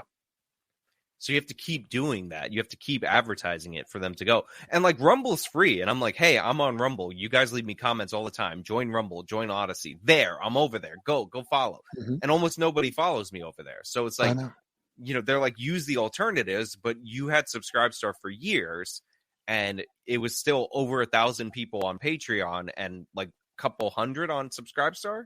Yeah. Something like that. And it's like, I think it's brand recognition and it's the ease of use and it's just popularity. And yeah, I mean, look, whatever works, guys. Like, obviously I don't want to be censored and it's bullshit, but like, I'm open to any solution. Like Dick Masterson just contacted me and was like, hey, do this thing backed by, which is like a blockchain way of supporting people and it uses crypto and whatever. And I'm like, okay, I'll sign up. I'll try it. Maybe that's a better solution. It's not even the platform. It's the numbers. Yeah. It's the bottom line. That's what it's, cancel culture is. It's all about taking away your money. That's really the part that gets you. Yeah, no. And like, I love the alternatives and I want them to grow to be competitors with YouTube. Mm-hmm. Unfortunately, it doesn't. It seems like you need to be Steven Crowder, who has a giant following, to migrate them towards Rumble. And he has a giant following on YouTube and on Twitter and other places. Or you need to be, you need to have a deal with Rumble for that to work. Like, I don't know. Like, I haven't seen the Rumble star. You know what I mean? Like, look, to be fair to Steven Crowder, he had the Mug Club, which is like not Patreon. That's his own independent thing. He has his own credit card processors. Technically, he could have been banned by those dudes, but he has, lawyers and a whole team and millions of dollars. And so like Steven Crowder is going to be fine. What about a small time creator like me who has been hobbled time and time again from like, Twitter, Facebook, YouTube over and over again. And now Patreon, I'm the guy on the fringe who's going to get bled to death financially. And to be clear, like Crowder had the Blaze. Like the Blaze was actually running Mug Club. That's one of the problems he had in his contract negotiations is that they never told him how many Mug Club subscribers he actually had. So like they were doing it. So like basically, if you want to cut off Steven Crowder, you have to cut off the Blaze, which is one of the biggest online conservative media like companies. So like, you know, even he had a lightning rod above him. Yeah, I mean, I need some backing. Like, I should join a gang, basically. I have no gang because no one wants to claim me because I don't line up with them politically or whatever. I'm not going to walk in and be like, hey, Daily Wire, give me a show. I'm an atheist lefty. Like, no, it's not happening. Portland's, so this guy says, Portland's water reservoirs are open air and have been drained after being peed in. Oh my God. Oh God. Imagine just like, Portland's like a beautiful city. Like imagine just like having that city. Yeah, it was a better tense. Imagine just having Portland and that your water supply just gets like urinated in to the point where you have to like completely fix it. Like it's gotten that bad. Yeah, human beings are kind of nasty. Like civilization is a fragile thing. We have to protect it. We got to keep it going. Otherwise, we get back to the animal kingdom pretty quick. Human says, hypothetically, if the white minority population in South Africa, or should I say, whatever that noise that Asian lady was making, were violently prosecuted, would excuses be made, or would it be widely condemned? I honestly I think that it would be another ignored like genocide if that's where it would go. Yeah, well. Right, because the underlying sentiment in the whole thing is, what are white people doing in Africa anyway? Like, how are you even justified to be there? So they don't understand. They've been there for generations. They have every right to be there. They're citizens. They they fight for the country. They earn for the country. They love their country. They just don't like the optics of it. I have to read this super chat, but I can't put it up on screen. It's from Thomas in Pain. He says that Italian documentary also showed the Dinka tribe visiting the downtown area with a part of their face, livestock. Visiting the downtown area. You know what you said Vosh wanted to do to the unicorn horn? No. Come on. Apparently that's in that documentary, which I was not aware of because I watch it in clips. But it's on YouTube, which is very interesting. Another rabbit hole. You know what's amazing about that documentary is they have a section on South Africa. And like, listen, the whole time they show Africa as this like kind of wild place where there's like violence that goes on. Like there's a scene in it that they basically these like mercenaries that are mostly white hire black people to be in their like mercenary company, and they're like well, like we can't stop them from stealing, so we made a rule that they can loot whatever they can carry, but only for one night after we take over a village, and like we will execute them if they steal after the first night. So you just see like a bunch of these guys like in the 70s just carrying like it's like you know it's the New Orleans, the guy pushing the TV through like the hurricane waters. Like, like, what are you going to do with that, basically? And so it goes from that. Then it shows you South Africa. And again, this is Italian perspective from the 70s. And the way they open up South Africa is like beautiful women jumping on a trampoline. Oh, really? Yeah. Slow motion? Yes. Oh, my God. Well, this looks like a must watch. I mean, it's not on my radar, but now it is. Oh, for sure. You definitely have to see it. Like you'll use clips from it every now and again. There's like an elephant hunt that may be the most brutal thing I've ever seen. And again, there's a genocide in that same documentary. Jesus. I love it. We're almost at 2 hours. We're like 7 minutes away. Okay. So I do want to like wrap at the 2 hour mark because that way we'll be able to go up on Odyssey undisturbed and on Rumble because they have like a cap. That's what we call a hard out. Yes. But I want to give the floor to you for, like final thoughts, final words. Oh, and God. We'll go from elephant killing and South African women on trampolines to your final statement for today. My pledge is let me get my wits about me. If I cannot live up to your pledge over at Subscribestar or Censored.tv, I have failed as a human. And I can guarantee you a personal promise from me to you that if you are not entertained sufficiently, if at the end of a month of watching my videos, and you have to watch every one, you have not laughed, enjoyed yourself, found value in what I create, I will personally come to you, wash your feet, kiss your feet, and hand you your money back in person. I will do it. It's going to take a lot of time. No, it's not going to take any time because none of you will do that. I challenge you, try me out. And if you don't like me, I'll give you your money back. Metaphorically. I will not actually give you your money back. In the fine print, there's a no refund policy. Let's be clear about that. Yeah, no, but you could leave at any time. The point is, we are creators who have a voice, who try to fill in the gaps like that the mainstream media or our culture at large fail at, and they're failing a lot. So it's like a content-rich environment for guys like me and Sean, and I'm trying my best. I would much rather feel safe and stable financially and have that support so that I can get on to doing what I want to do, which is create and like try to entertain. It is really actually traumatic to be told like, hey, you're not getting money, like your income's like destroyed, and to have no recourse with that has sucked. So as an FU to Patreon, as an FU to big tech, as an FU to censorship, send me your money. That's my pledge. Just it comes down to that.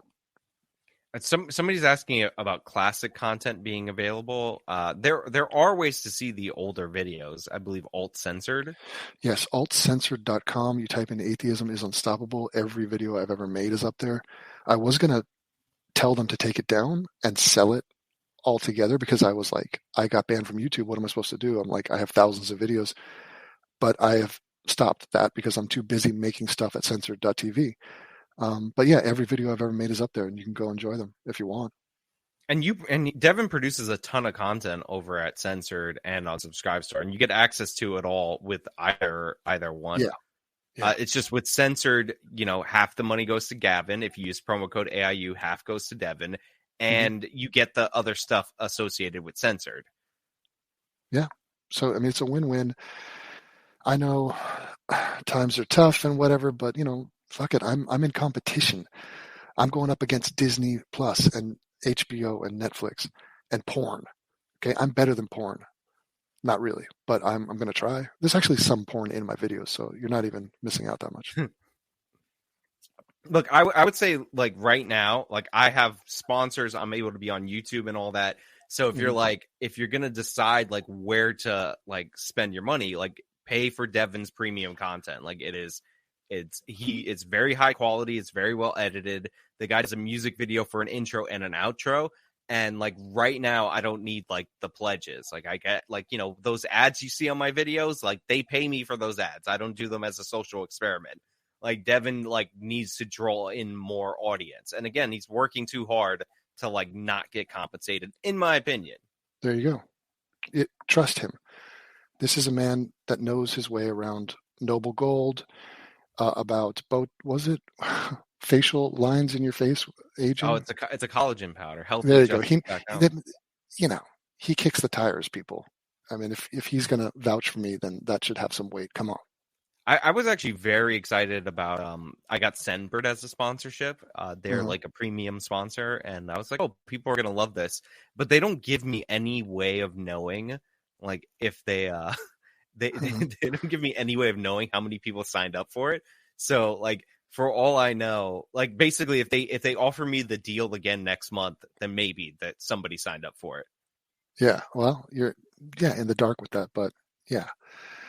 I mean, thank you, Sean. It's been very nice to chat with you. 2 hours flew by. I know we have the hard out coming up, but yeah, man, I really appreciate it. Thanks for letting me get my message out. So the links are in the description. I linked Devin's Rumble video where he explains in 45 minutes his whole version of the story. You can follow him on Rumble.